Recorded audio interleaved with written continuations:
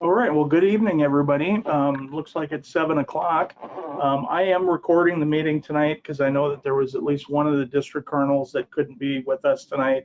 And I told him I'd record it, and we'll send out a link to the recording after this meeting if anybody wants to check back in and make sure they heard what they thought they heard. To get started, though, I would ask everybody that's on the meeting tonight to use the chat box and type your name in there so we know who is participating. Oftentimes in GoToMeeting, unless you have your name listed exactly, it's hard to tell who's on the call or not. And the videos are too small for me to see everybody, especially up in Grand Forks, because there are 3 or 4 people are meeting together and they're really tiny on the screen. So if you could type it in the chat, your name in the chat box, would be great. And Thomas Heather is online with us tonight. Thomas, if you can kind of maybe just monitor the chat box, and I know some people like to ask questions on it. It's kind of hard to talk and be reading at the same time. So if you see something that I miss, just point it out. So my name is Darren Steindl, and I am the Director of Support Services for the Northern Lights Council. And it's for some reason my screen is not moving here. We're gonna try this again.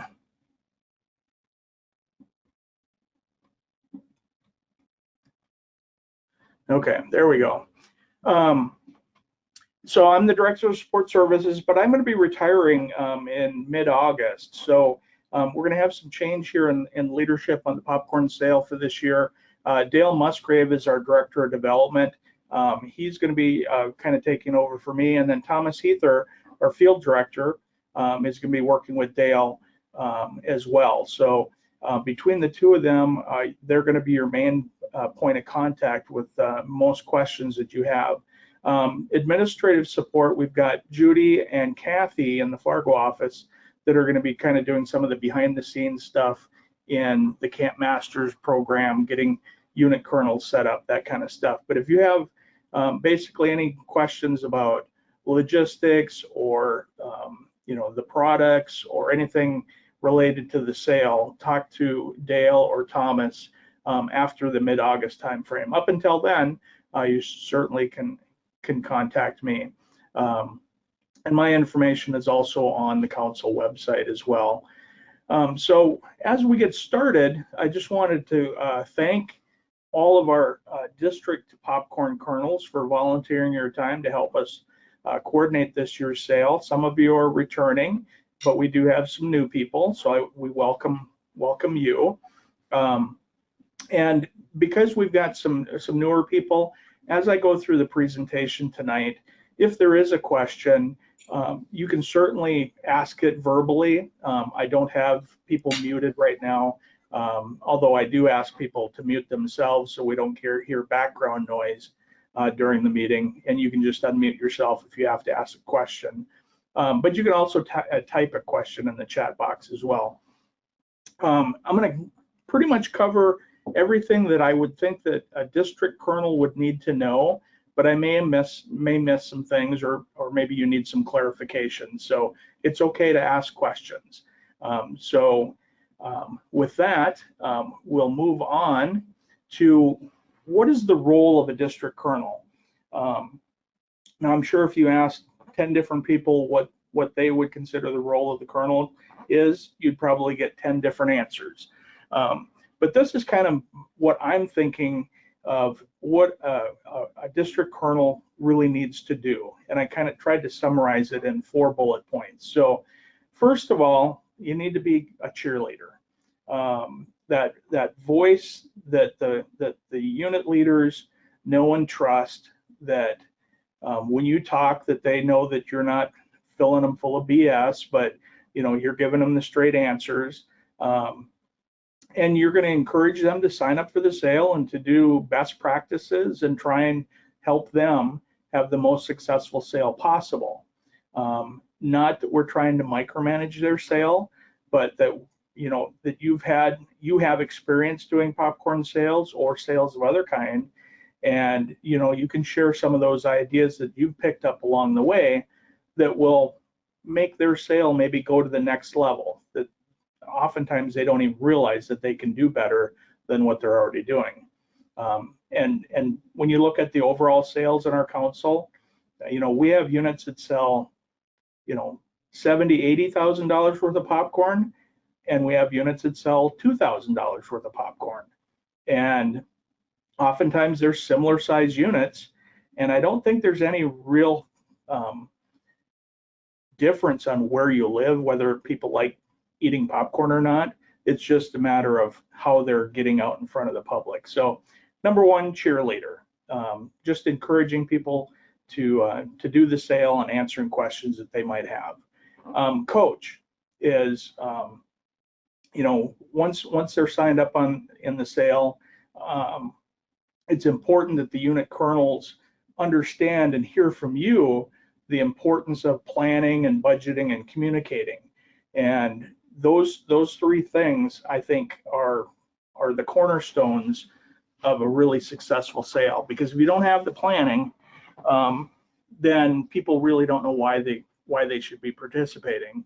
And the budgeting tells them, hey, if we don't raise this money, we have to pay it ourselves. So, you're communicating that with the parents. And the communication, I think, in scouting between parents and scouts and unit leaders can always be improved on.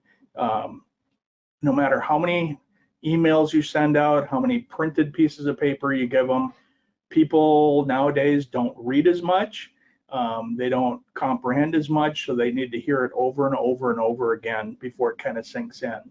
Now, that might be me being a little cynical in my old age, getting ready to retire, but that's just my thoughts. And then a troubleshooter.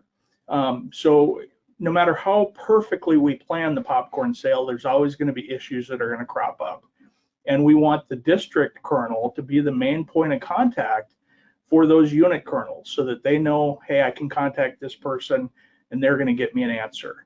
Now, it doesn't mean that you know the answer, but you're the person that they're going to come to, and then you can find out the answer by either talking to me or Dale or Thomas or your district executive, and then we can, as a group, figure out what the solution is to whatever that problem is. So a troubleshooter is a big part of it. A logistics guru, I just made that term up. But basically, we need to have some kind of organization for getting the popcorn off the truck and into the hands of the unit popcorn colonels. And, in a smaller district, it maybe isn't that big of a deal. Hey, they just show up at 5 o'clock and we'll get everybody loaded up. But if you get into a bigger district where you've got 20, 30 units that are participating in the sale, if everybody showed up at 5 o'clock all at the same time, you're going to have a mess trying to get all that stuff loaded up without people getting upset that, why am I waiting in line? So having a little bit of pre-planning on logistics about scheduling appointments, those types of things are very helpful if you're doing that. So, the key parts: cheerleader, coach, troubleshooter, and logistics guru. So doesn't mean that you have to do it all yourself, okay? And what we really encourage you to do is get some people that maybe it's some other unit colonels that have done this in the past and they're no longer working with their unit. Ask them to be on your team. And there's nothing saying that we can't have a district popcorn team working on this. And, do the things that you're comfortable in doing, but if there's something that you're not as keen about doing, maybe you're not that rah person that is going to go to a round table and really get people excited about it. Maybe you're more the logistics person or the troubleshooter. That's fine. Find somebody to put on your team that can be that cheerleader, okay? And if you are that cheerleader type and you're more than happy to coach other people, but logistics is not your thing and you don't want to be scheduling appointments and stuff, then find somebody to help you do that. The more people we get involved with this, the lighter the load any one person has, and it can become a lot of fun. And of course, work with your district executive. We're supposed to be working on this as a team. The two of you should be kind of joined at the hip, knowing what's going on with the popcorn sale in your district. And so you can lean on them, they should be able to lean on you, and together we can tackle anything that kind of comes our way. So hopefully that kind of is what you were thinking you were signing up to do when you said yes, you're going to be a district popcorn kernel. And if it's not, then maybe talk to your DE about figuring out, hey, we need to get some other people because I'm not good at this, and that's perfectly fine as we move forward. So the next thing is, what are some of the elements of a successful unit sale? Okay, so we always want to take it down to the unit level because that's where the majority of the work is going to be done. We want them to be successful so that they have money to provide a good program. And this is what we're going to be communicating. So first of all is the planning. You have to have that plan put together on what kind of activities are we going to do, what is going to be exciting for the kids, why do the parents want their kids to be involved in Scouts, and then we have to communicate that plan. Whether it's new Scouts that are joining this fall, or whether it's existing Scouts that just want to know what are we going to do this year. All that has to be rolled into the popcorn sale. The one thing that I've always thought about the popcorn sale is it's just the means to an end. Okay, so it's not all about selling popcorn. It's about providing the funds so that we can do the scouting program, and we want to do the most successful way and the most cost-efficient way of doing it. We've picked popcorn because people are willing to pay a little bit more, and there's more of a profit margin for the unit to make more money. We do a spring candy bar sale where we're selling candy for only $1 a bar, but the problem is the profit margin is so small on it that you have to sell a ton of candy bars to actually make any money. So we've just selected popcorn because it seems to work really well, and our council has had some very successful sales over many, many years, and we've got a great track record. So it's one of those things we don't want to fix what's not broken, but we can improve on it a little bit. So anyway, planning, communication, and then I think where a lot of our units are maybe kind of dropping the ball is not doing a unit kickoff. And and honestly too, if anybody has any comments where you say, yep, Darren, I agree with you, or gee, I don't think that's quite right, you can certainly feel free to jump in and share your thoughts as well. But the unit kickoff is, I think, vitally important because trying to communicate the sale and all of the different pieces of it in a written format when people don't read their emails and they don't read what you print off as much as they used to, that face-to-face unit kickoff becomes increasingly important to be able to get the parents on board and understanding why they're doing it and why the kids should be doing it. And then engaging the Scouts and parents, it's pretty easy to engage most of the Scouts, and I said most, but not all, but it is increasingly difficult to get parents engaged. So we want to address that a little bit as part of our successful sale. And then utilizing all of the different sales methods. I think units that focus on one and to the exclusion of the others, I think kind of shortchange themselves in how much they could actually raise to do some pretty awesome programs. So anyway, the planning part, and this is, again, kind of isn't something that's unique to the popcorn sale because all of the districts have done program planning conferences with their units, and we talk about building a calendar. And some might only be the next 6 months, but we kind of encourage them to build a calendar that's at least 12 months in advance so that people can kind of plan around things. But surprisingly, there are a lot of units that kind of skip this step because they assume that all the parents are going to know that, yeah, we're going to do the same thing we did last year. Well, if they weren't there last year, how would they know that? And even if they were there last year, Do they really truly understand all the things that are going to be happening? And a lot of times we assume that parents know more than what they know. And we have to constantly remind them about, hey, these are the dates, this is the time, this is the location, and those kinds of things. So building that unit calendar is the first step. The second step is figuring out how much all those activities are going to cost. And there's only two ways that you can pay for it.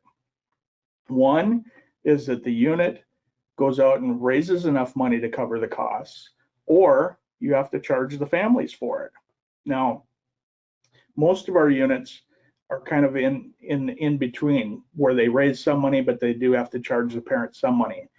What I'm suggesting is that if we help our units do a really good job of planning and then sitting down and budgeting, that they will truly understand how much scouting costs, and they can then set a goal, a realistic goal of here's how much we need to raise. And I think they can do it without having to charge families anything extra. And the reason I say that is because when I was in Scouts, when I was a kid, I remember going to the joining meeting and we had to pay an initial fee. But every time after that, we weren't asked for more money to recharter, to renew our membership or to go on campouts. It was all included because we did fundraisers that generated the funds to do that. But the only thing that I remember ever having to go out and earn some extra money for was to go to summer camp or to go to the jamboree. And I had to, do some summer lawn mowing jobs and stuff like that to save up some money that we had to chip in on that. But for the most part, going to a district camporee or doing different activities like the Pinewood Derby or going to the Scout Show, we didn't have to pay anything for it. Our unit paid for it through the money that we raised in the fundraising campaigns. So having a calendar, setting a budget, and then setting a goal on how much we need to raise is critically important. Then the next part is the communication. Like I said before, is the parents need to understand why they're selling popcorn. And it can be pretty powerful when you show them that, hey, it's going to cost, the pack $250 to have your scout participate in all these activities. And hey, if we sell enough popcorn, you don't have to pay anything. Or, hey, you got to chip in $100 or 175 of that. That's pretty motivating for parents when they understand what the real costs are and how they can support their scout in doing the popcorn sale so that the money doesn't have to come out of their own pocket. Like I said, too, they have to hear about the sale multiple times, not just in writing. In marketing, they talk about 7 touch points. In the popcorn sale, same thing. They have to hear about popcorn over and over and over again so that they pick up all of the information. They'll get it little bits and pieces at a time. The other thing about communication is this is a great learning opportunity for our scouts to learn how to communicate and how to speak with customers. So by not having those kickoffs, by not teaching the kids how to develop their own popcorn sales speech, and there's some really great ones. We had some scouts that videotaped them and their parents put it on Facebook. They had great sales pitches, and what a great skill to learn at a young age on how to communicate. We talk about it, or we hear about it all the time about, people don't communicate as much. They send text messages or send emails or whatever, but personal face-to-face communication is something that all kids could definitely learn from. So that's why that unit kickoff is so important to communicating all the details about the sale. So at that kickoff, and they all kind of look a little different, but if you don't have a set aside time to just talk about popcorn, if you try and roll it in with the regular pack meeting or the troop meeting, I think you lose a little bit on it, because you have to have the parents focused and the kids focused on what you're going to be talking about. So that kickoff might look a little different in every unit, but the specific elements are you're going to share the calendar and the budget, talk to the parents about it, and while the kids are, or while the parents are hearing about the calendar and the budget, The scouts are practicing their sales pitch. They're looking at the prizes and figuring out which prize that they want to get, and then that helps them set their sales goal. Because if I want that tent, I got to sell $3,000 worth of popcorn to get that tent. Well, that's my goal now. So that's part of the kickoff. And then explaining to the parents the different parts or the different ways to sell popcorn. Because like I said, a lot of units focus so much on the storefront sales and getting the scouts signed up for a specific shift that they forget to mention anything about the online sales or the door-to-door sales. So utilizing all the different approaches, I think, is really, really important.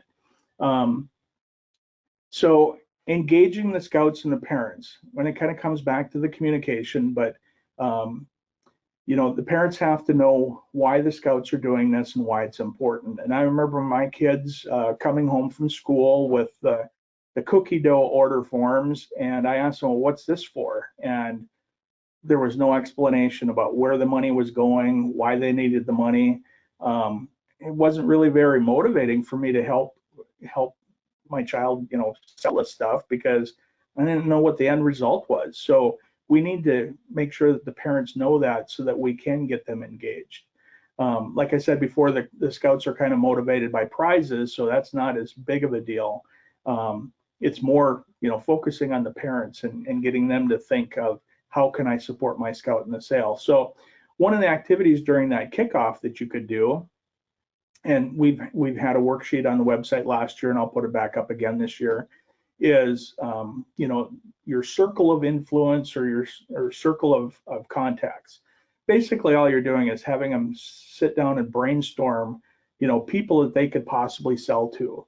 And so it could be relatives, their neighbors, coworkers, whatever. You write it down on a piece of paper, and then you figure out, okay, Aunt Joni is gonna, she'll probably buy $30 worth of popcorn, and our family friend over here, they always like getting that particular popcorn, so they'll buy, $25 or $30 worth of it.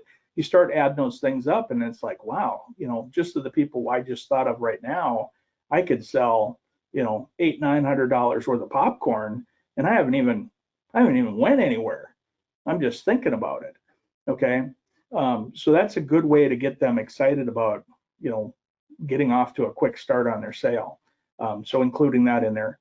And then again, talking about the different ways to sell and helping them understand that there are different results that are associated with the different forms of the sale.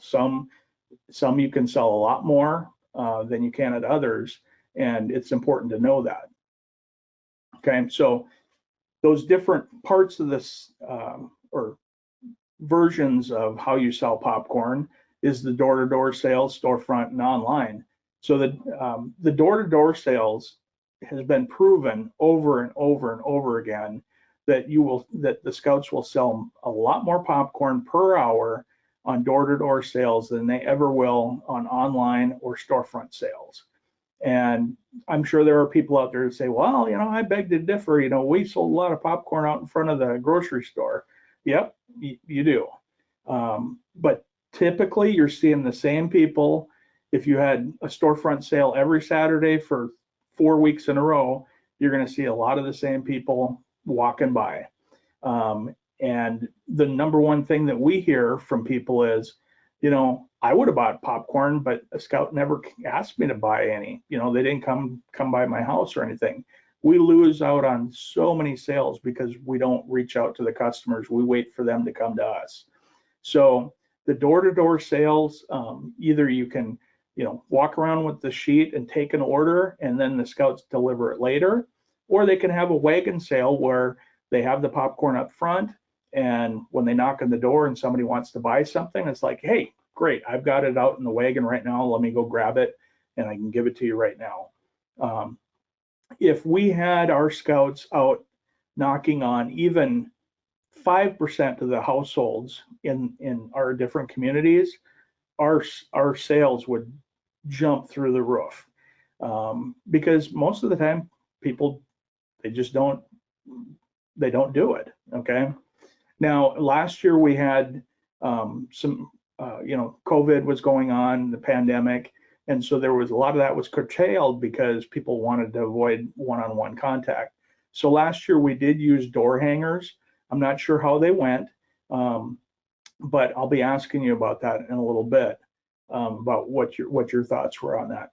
So the storefront sales is, like I had mentioned before, is where you just set up a table and your popcorn and you have it in front of the grocery store or whatever store, and you sign up kids in a shift and they sit there for an hour or 2 hours, whatever it is, and whoever comes by, they buy popcorn or they just walk by.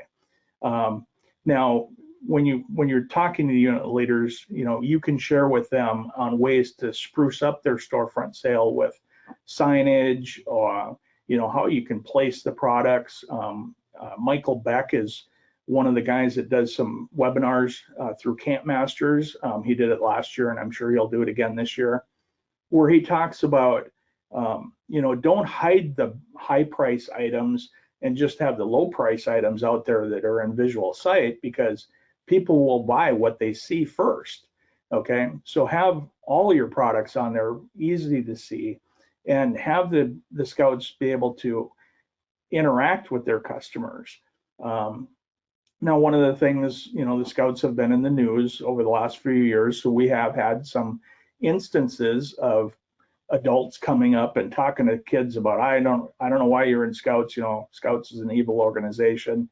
We need to talk to our parents and unit leaders about how they can step in and move those conversations away from the kids, because that shouldn't be directed at our young scouts at any time. It's not appropriate, and so the leader should jump in and take care of those situations. But those kind of conversations are things that we want to talk with our unit colonels about, and that they should talk about during their kickoff meetings, because we want to be realistic and make sure that the parents know what to do if they're confronted with something like that.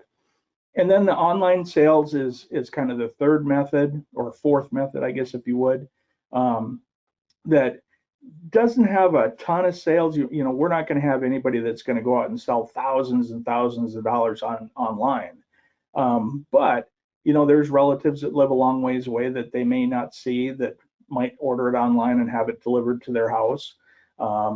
And we've seen in the past, and I know, I think it was Thomas's daughter did this with, I don't remember if it was the candy sale or if it was popcorn sale last year, but she did a video that they posted on Facebook. And Thomas, how much popcorn did she sell just by doing the online stuff like that? She did half of her sale, which was roughly about $750. And Yeah. it was from a very short 30-second video. And probably within a week, she had that sale for all across the country. Yep. And so, it didn't take too much effort to make that little 30-second video. And boy, it's almost like presents dropping in your lap at that point in time. So a lot of times people kind of disregard the online sales as too complicated, or, it's too high priced, or they have to buy, I know Camp Masters does bundles and stuff so that it makes it worthwhile for them to ship it out. But, hey, if you can sell it and it generates some money for the unit, it's not going to take a ton of your time to do it. So definitely want to talk about those.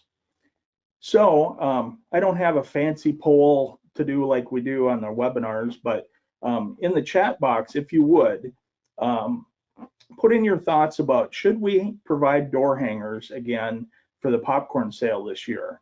And you can say yes or no, or if you want to be a little bit more articulate about it, explaining why we should do it or why we shouldn't do it, I'll give you just a couple of seconds.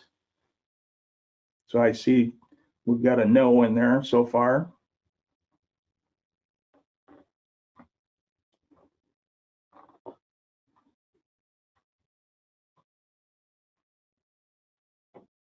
Now this is one of those mandatory participation, because, oh, that one took a little longer to type that one, so.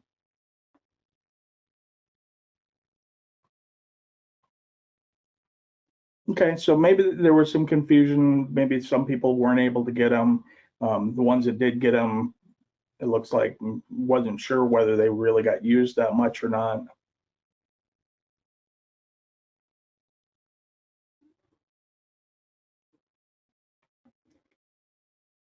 So anybody that put in a comment that, hey, you know, some units used them, some didn't, or they got it, be a little bit more helpful and tell me, yes, we should do it, or no, we shouldn't do it.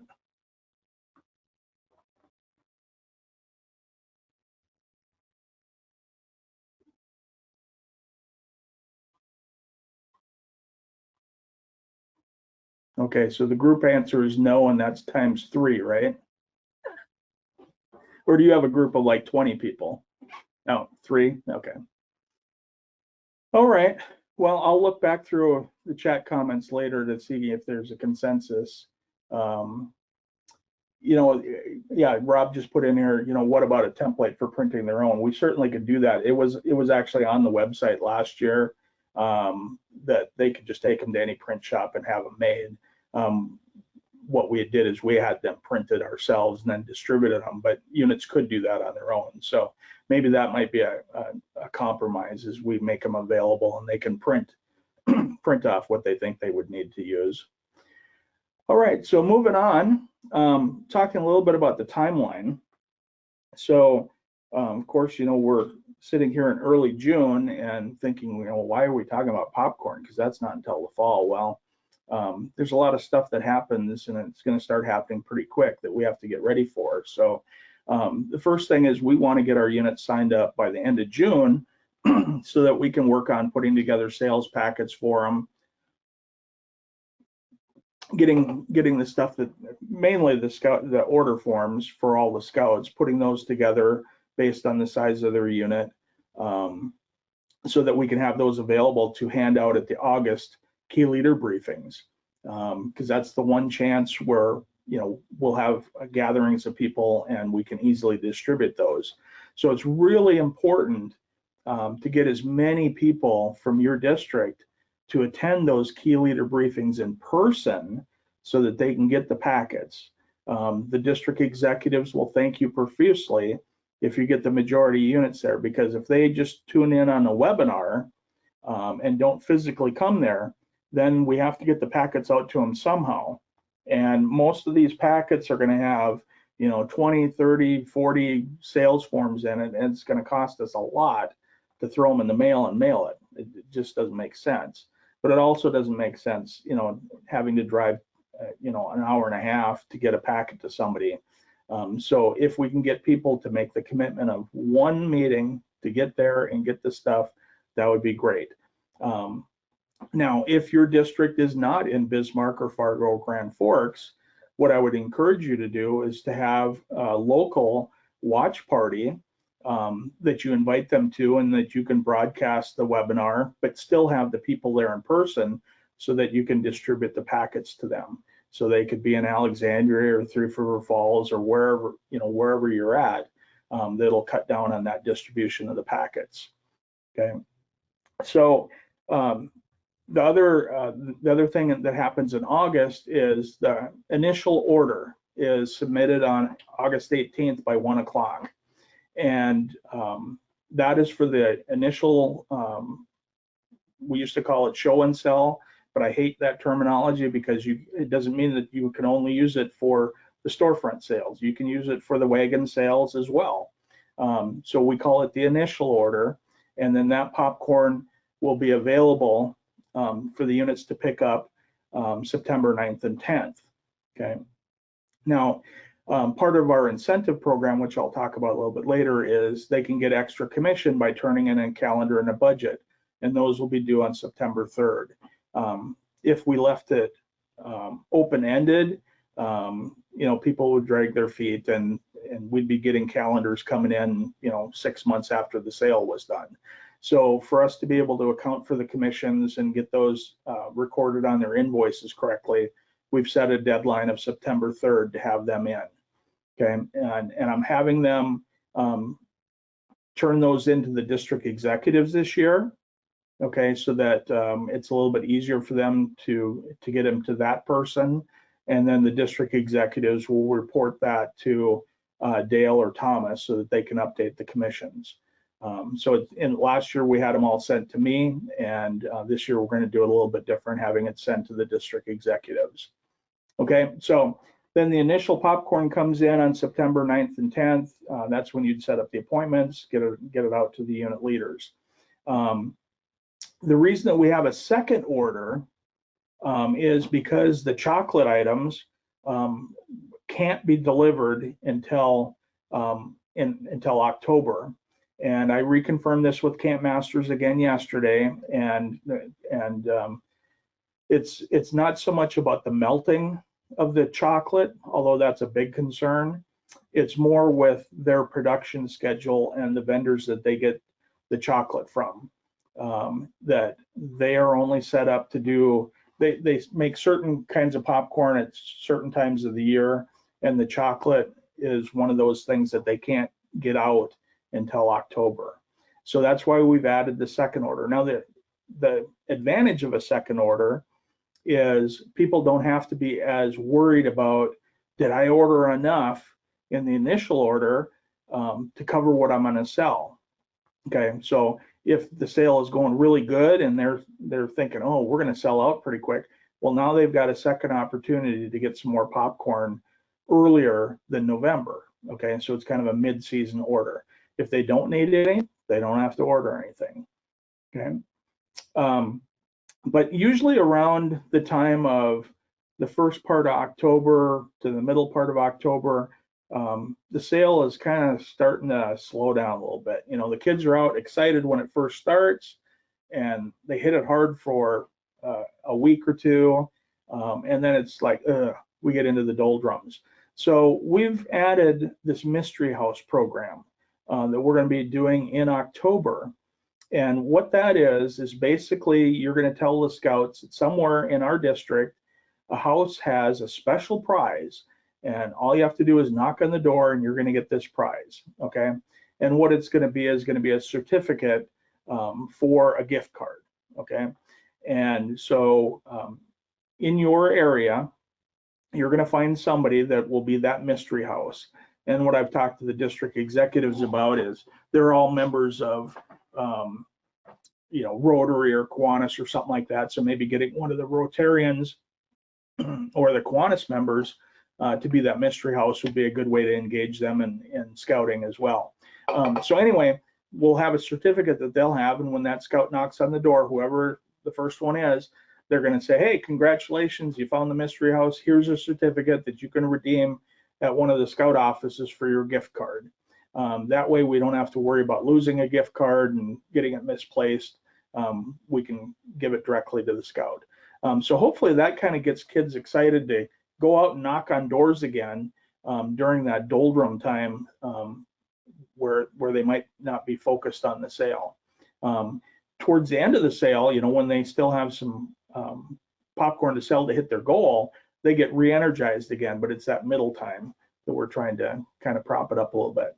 So so they've ordered their second order if they needed some on September 20th, and then it comes in on October 14th and 15th for them to pick up. And then at the end of October is when we have the final order. And what we've asked the units to do is to make an initial payment when they make that final order, make an initial payment for what they've already sold. So we're not asking them for a specific amount or saying that they have to pay for all of it. It's, you know, hey, you got, you know, $10,000 worth of popcorn and you've sold, you know, 6,000 of it so far. Well, can you pay what you owe the council for that 6,000 portion now, and then you can pay off the rest later on. But the final order deadline here is on the 28th at 1 o'clock. And then the final popcorn distribution is November 18th and 19th. Again, you'll want to have appointments set up for that because that's usually the initial one, and the final order are the two bigger sales. The second sale usually isn't as big.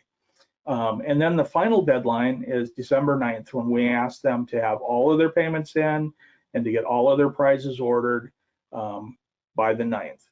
And, you know, we've been pretty lenient on the late fees and stuff, but we're going to hold a harder line to it this year that, you know, there's really no reason that they shouldn't be able to pay off what they owe by December 9th. And we will be assessing a 3% late fee on it. So just mentioning that to them. I mean, we need to mention it over and over again, so that nobody's surprised, like, oh, I didn't know there was a late fee if we didn't do it. Okay, we've mentioned it 7 times, yeah, it needs to sink in. And then after we've got all of the orders in, then we can look through and see who the top selling scouts are, and we'll announce them on December 17th on the council website. Okay, so that's kind of our timeline. Darren, Now, there's a yep. question in regards to distribution. Yep. I was wondering if the distribution date is when the council gets it or when the districts get it. It's actually when it goes to the unit. So the districts are going to get it like the day before those dates that I put on there. The popcorn company will get it shipped out, well, as long as they fulfill their promise of shipping it on the date they're supposed to. Of course, we did have a few glitches on it last year, but no, it's designed to come in like the day before so that the district colonels and the DEs can sort it out and have it ready to go to the units on those dates that are listed in that calendar. Okay. So, looking back on our timeline, one of the first things that we needed to do is get our units signed up by June 30th. So that's kind of at the forefront right now. We've got 55 units that have signed up for the sale this year, which is about close to 30% of our chartered units. So we've got a lot of work to go on that. After this meeting, if you're interested on who those units are that are signed up to sell, you can always go to the popcorn webpage, and I'm listing all the units that are signed up on there, so that you can know pretty much. I update it every day, so real time.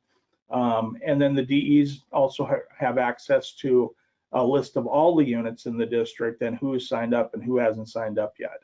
And to sign up for the sale, basically they go to the popcorn page. There's a link on there to an online form, and they just have to put down their unit number, who their popcorn kernel is, and their mailing address, their email, and their phone number. And that's the information we need to put into the Camp Masters system to get them set up so that they can start placing their orders in there. We do have some units that have signed up, but they didn't know who their kernel was yet. So if you look at the website, it'll say, Troop 100 is signed up, and under popcorn kernel, it says not identified yet. Well, that's because, the Cub Master or Scout Master signed the unit up to sell because they know they're going to sell.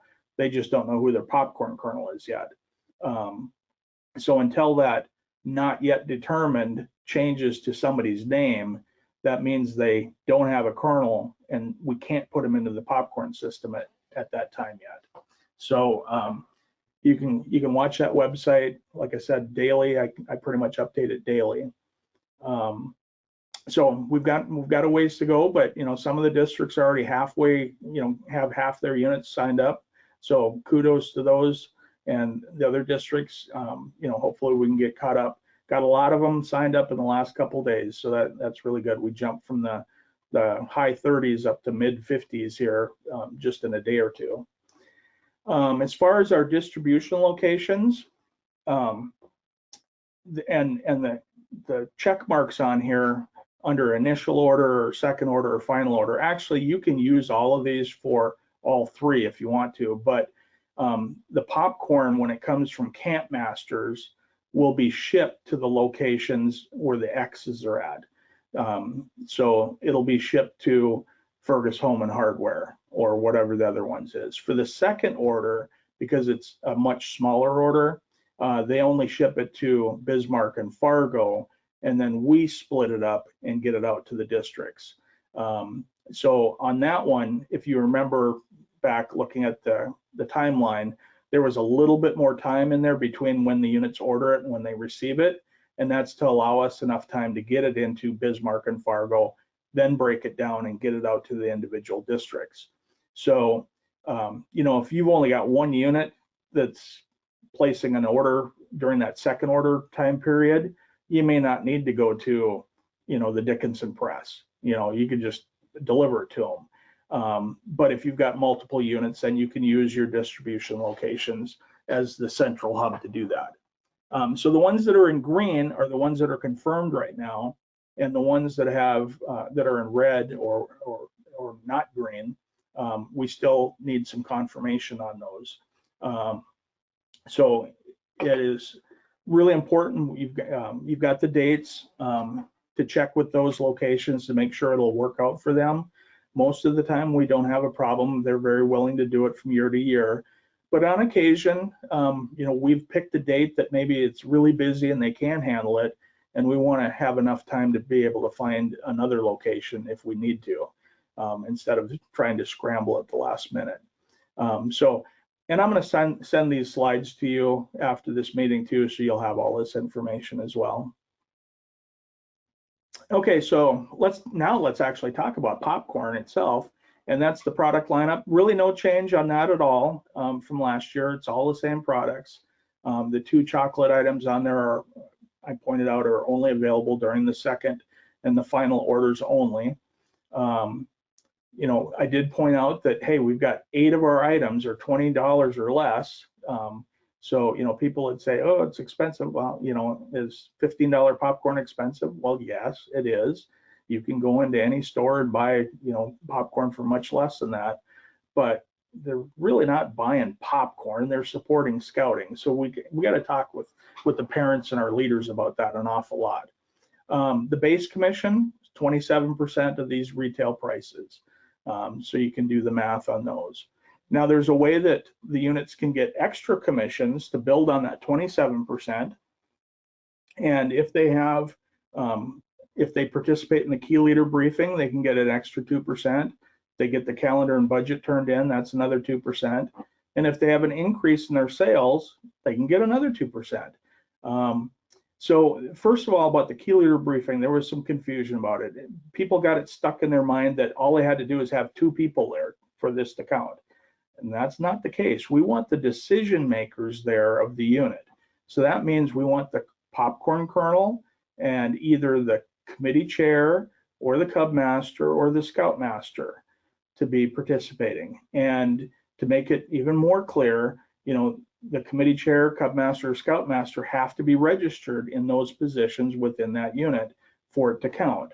So the popcorn kernel and their spouse, who has no role in the unit, that doesn't count for 2 people being at the briefing. It's 2 specific people that need to be at the briefing. So I tried to word it as clearly as I possibly could this year, so there's no confusion. Calendar and budget, that's pretty straightforward. Just get them in by September 3rd. And then the growth in sales, we actually had about 40 units last year that had a 5% increase in the sales, even during a pandemic. Okay, so it can be done. Now, units that didn't sell last year, that decide that, hey, we're going to sell this year, they'll automatically get that 2% commission. Okay. Now, so that means for a Cub Scout pack, they could earn up to 33% commission if they did all of these. Now, for this year, we understand that troops and crews and posts, those youth members, are really not that motivated by the prizes. So we're giving the option to those units that they can opt out of the Keller prize program, and they can get an extra 2% commission, which would boost theirs up to 35%. That means that they can still earn the Camp Master High Achiever Award, and they can still get the council bonus prizes. It's just the Keller prize program that's listed with the photos and stuff on the sales sheet. So that's an option for this year. Okay, so talking about the different prize programs. So the Keller prizes go from level 1 to level 14. And the level 1 is just they have to sell 1 item. They can get a patch and a few pins for doing the different kinds of sales. And then level 2 to 14 is based on actual dollar amounts, and very similar to last year. That if they sell $1,000, that means they're at level 8 or 9 or whatever it is, and they can pick 1 prize from that level or any level below that. Okay, but they can't pick 1 from this prize level and 1 from this prize level to add up. They get 1 prize from the level they attained or below. Okay, so maybe they don't like any of those 5 prizes at level 10, but they like the prize at level 8. Well, they can pick that one. That's fine. Okay. Now those, they are ordering those online through Keller. It's actually through the Camp Masters website, but from Keller. And then Keller ships those prizes directly to the unit kernel. So the council never sees it. We can't lose it. We can't forget to deliver it. It's coming directly from Keller. Our unit leaders that I've spoken with really like that because usually, it's exactly what they ordered and it gets delivered to their house. They don't have to go anywhere to pick it up. Now the other rewards, we've got council rewards at, we're going to have a top seller in the council and a top seller in the district. And if you go on the website, there's a little bit more explanation on that. Basically, what we want to do is, that top seller in the council is going to get $300 gift card. Okay. And then, okay, so that's their prize. Now, they're also probably going to be the top seller in their district, but since they got the $300 prize, we're going to go to the second place seller in that district. They're going to be the top seller and get the $100 summer camp voucher. So we've got 8 or 9, I don't even remember how many, 8 or 9 districts. So we'll have 8 or 9 top district sellers plus a top council seller. Okay. And then any of the scouts that sell $1,000 or more can get into the K Club, which this year is going to be a hammock. And then as far as the Camp Masters programs, they've got a couple of incentives that they're offering again. If Scout sells $3,000 in sales, they can pick a camping package or a debit card. And if they have $400 or more in online sales, they can get a $10 Amazon card.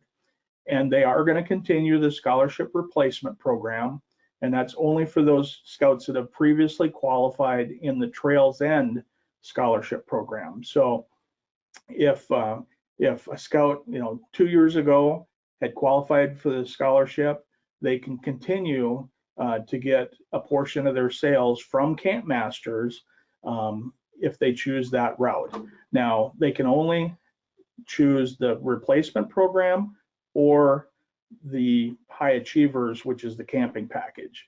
And as soon as, at any point in time, if they decide not to do the replacement program, then they're done with that forever. Okay. And at the end of the sale, unlike Trails End, instead of putting the money in a bank account and then they have to get it later on, Camp Masters just sends them the money in the form of a gift card at the end of the sale. And then they can choose to put it in the bank and draw interest on, or they can spend it right away if they want to. Okay, so a little bit different. It's a scholarship replacement program. It's not a scholarship program. It's replacing the scholarship program that Trails End was doing. All right, so for our initial orders, what we've had in the past is we've had a policy that they can't order more than X% of their previous year's sales.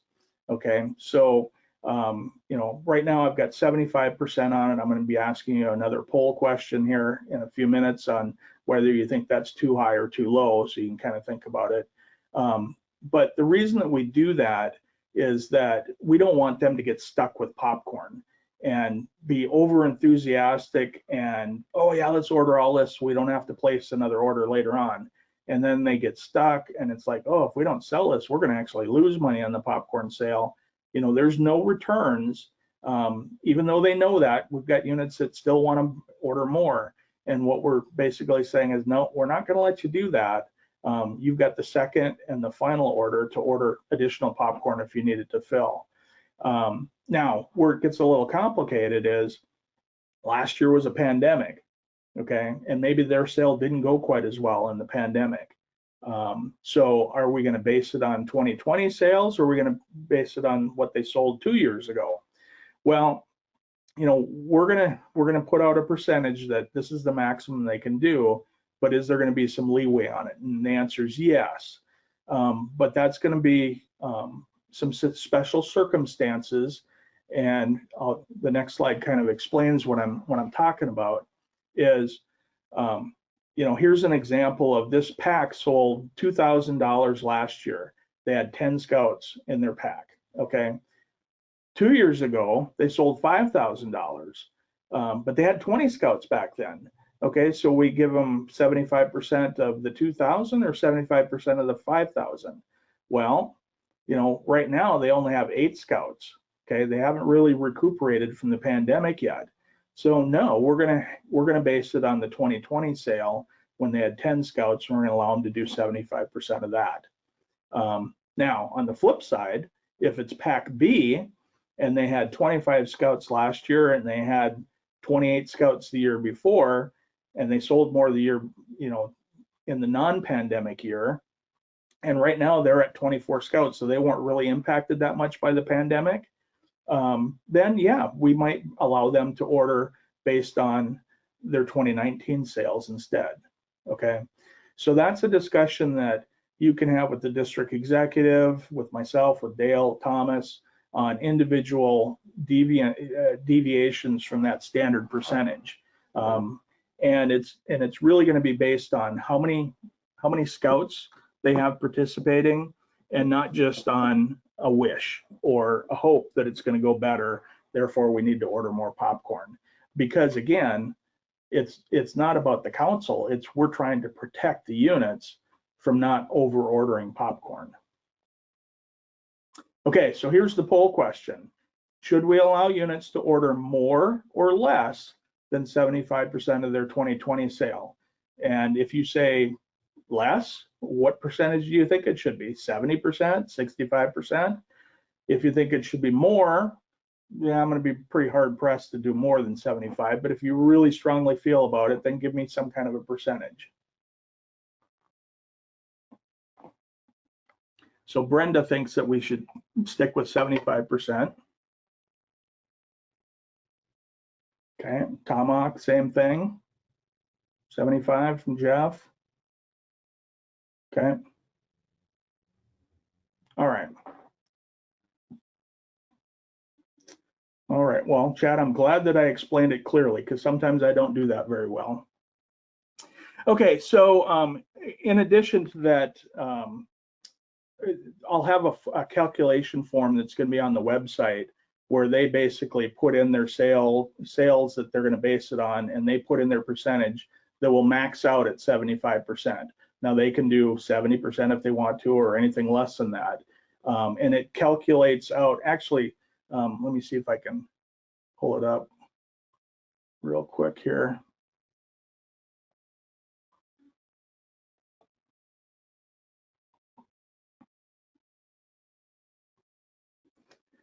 Okay, so now you should be seeing the screen on here. And basically, if I put in there, $15,000 of sales, and I'm going to do 75%, what it does down below is it breaks it down by the different items. These are just suggested amounts about how many cases and then how many containers that is. And so their recommended order shouldn't be more than $11,065. Now, this is just a suggestion, so if they want to order a little bit more of this, a little bit less of this, as long as it's in that $11,000 range, which is 75%, then it'll be fine. But we're going to be looking for anything that's outside of that 75% that's higher than that, and we're not going to automatically approve it until we have a discussion on it. So that's what the form will look like, and it'll be up on the website for them to look at. All right, so then moving on.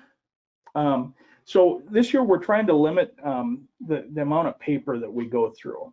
And the reason for that is mainly to eliminate errors that pop up. When we require a paper form to be sent in, it can get lost in the mail. It can get here to the office, but get paper clipped to somebody else's, and we misplace it, and there's no record of it. And it's like, well, we sent it in, and it's like, yeah, I remember seeing it, but I don't know where it's at now. So if we do more stuff online, it can't get lost. Okay. And in the past, we had people that would call in their orders, and I'm going to order 127 cases of this. Well, the person that takes the order transposed the number, and all of a sudden they're getting 172 instead of 127. And it's hard to catch those kind of errors when it's human error. But when you type it into a form, it's there, and you can see where the mistake was made. And we need to save on paper, bottom line. So almost everything with the popcorn sale this year is going to be done online, which means that there might be a little bit more education that we have to do with those leaders that maybe aren't as computer savvy. That would be a recommendation I would give to the units when they're selecting a kernel is, don't select somebody who hates computers, okay? Because they're just going to get frustrated. Find somebody who is really good at computers, or have a team again, somebody that's good with computers, somebody that can keep track of other stuff. But we're going to try and limit the amount of paper. In fact, the only paper that I can think of that they're going to need to have is the Camp Master stuff. Okay, so for the unit sign up, it's an online form. There's a link from our website to the online form. Once they put it on there, I have access to it at any time, and it's really hard for them to say, oh, you got my phone number wrong, you got my wrong email address. Well, you typed it in, so hopefully you checked it when you did it. The key leader briefing is an online form, so that we know who's planning on coming, and we can have the packets there for them to pick up, or we know who's going to be participating in the webinars.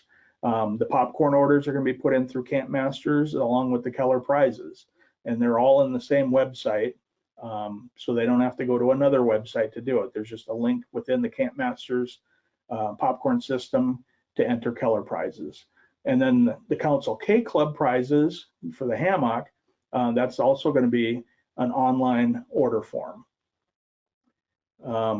So like I said, the only paper stuff is going to be the high achiever prizes and the scholarship replacement program, which Camp Masters still wants the paper on that. So in the scheme of things, hopefully we're going to use a lot less paper and eliminate a lot of the different errors. Okay, so I'm going to stop for a couple minutes because I've covered a lot of stuff to see if there's any questions, and you can speak your question or you can type it in the chat box. Thomas, did I miss any questions in there as I was talking? No, there wasn't any. I think you've covered all the questions that have been popping up on the chat box. I do have two questions from Jasmine. The first one would be for the Scout Point units. The scouts that are part of Scout Point units, do they sell with their Scout Point unit or with another pack or troop? Or how are they supposed to set up their popcorn sale this year? Yeah, it's a good question. So that's something that you and Rob are probably going to have to figure out how you want to handle that. Because, we've got some of our Scout Point kids are, they live in Roseau and they live in Thief River Falls and they live, over in, someplace in North Dakota. Yeah, do we have them pick it up in Grand Forks or in the product and stuff? I don't know. There's a lot of logistics with that. I think I'm going to let you and Rob kind of figure out how to handle that. Maybe talk with Dale about that as well. Okay. We can do that. And then the second question. So for popcorn kernels, for the key leaders briefing, the popcorn kernel for a troop is also the committee chair for another unit. If the popcorn kernel goes to the meeting, but is also the committee chair for a pack, does the troop get credit for him being the popcorn kernel and the pack get credit for being the committee chair if a member from each of those other units show up, if I explained that correctly? Yeah, I think I know what you're saying. So they're the popcorn kernel for one unit, but they're also the committee chair for another unit. And then and that other unit also has their popcorn kernel there. So yeah, they count. Wherever they're registered in that position, they would be able to count. A popcorn kernel is not a registered position, so they're the popcorn kernel of record for that unit. So yes, they would count for both of them because they're part of the decision-making team for one unit and another unit. Okay. That's all the questions that Jasmine had here in Grand Forks. Yep, and the main thing that we kind of struggled with last year is when they weren't participating in person. So we'd have an attendance sheet and everybody could write down their name. The only thing we ran into a problem is when those two people from the unit sat in the living room together and did the webinar. I only knew that the one person had signed up. I didn't know that the other person was there. So when the report came out, it says, hey, you only had one person from your unit. You don't qualify. And then I was getting called, well, yeah, our committee chair was sitting right there with me. Okay, we made the adjustment. And I'm not sure how you can get away from that when they're doing the webinar portion of it.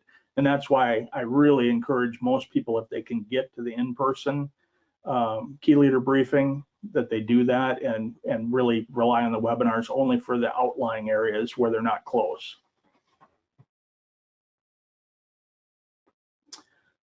Any other questions? Okay, either I covered it really well or you guys are really quiet tonight.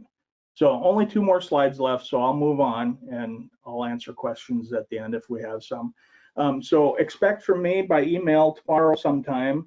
I'm going to have an Excel file that the Ds have access to, but I'm going to email the initial one out to all the district kernels that shows the units and who's signed up or who isn't signed up. The one thing that you're going to have to get from the DE is if the unit isn't signed up, there's probably either no name in there or it's their last year's kernel, which may or may not be accurate. So you'd probably want to talk to the DE about getting a list of the committee chairs or cub masters and their contact information. I'm going to also send you a draft of the popcorn sale guide. I didn't want to send it out yet because I knew there were still going to be some adjustments to it, but after this meeting tonight, I think I'll be able to put out a fairly final draft. And then when it actually is set in stone, it'll be up on the council website and it'll be available for the key leader briefings. I'll send you some slides from tonight's meeting. And then is there anything else that the district popcorn kernels that you think of that you would need to have that I could email to you tomorrow that I haven't already mentioned?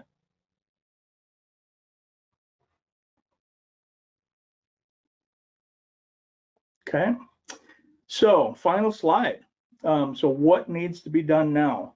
Well, first of all, just become familiar with what's on the website right now. A lot of the details are already there. Some of this stuff like, the who do you know or the circle of influence, I haven't put those up there yet.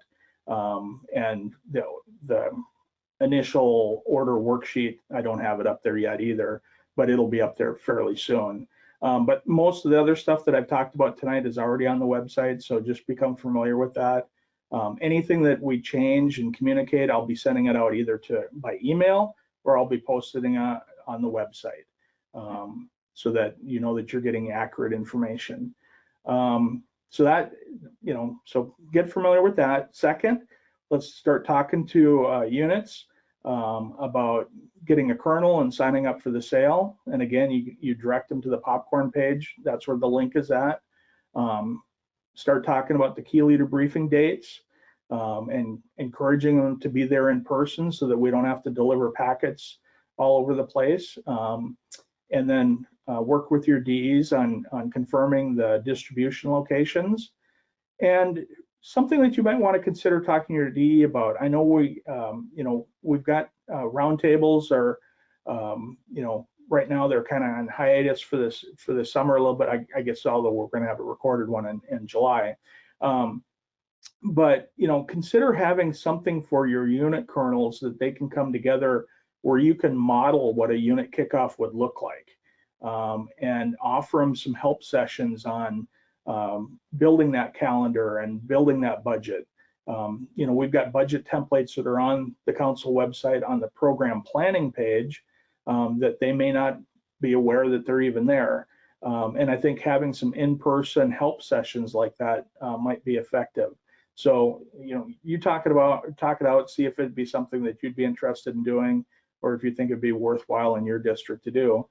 And then lastly, recruit some other people to help you.